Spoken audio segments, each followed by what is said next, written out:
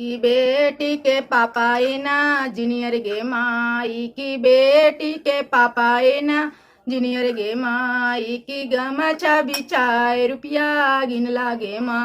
की गमछा बिछाए रुपया गिनलन गे माँ की दूल्हा के पापा बड़दा लीदर गे माँ की दूल्हा के पापा बड़दा लीदर गे माँ की गमछा बिछाए रुपया बनलन गे माँ की गमछ बिछाए रुपया बनलन गे माँ की चौका वे बैठाल बेटी बिहुसई गे माँ की आज पापा नाव कर खरीदलन गे माँ की आज पापा नाव कर खरीदलन गे माँ की चौका वे बैठाल दुल्हा ठुनकई गे माँ की चौका वे बैठाल दुल्हा ठुनकई गे माँ की आज पापा हमारा के बेचलन गे माँ की आज पापा हमारा के बेचलन गे माँ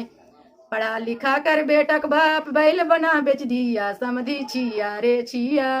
पढ़ा लिखा कर बेटक बाप बैल बना बेच दिया समझी छिया रे छिया समझी छिया रे छिया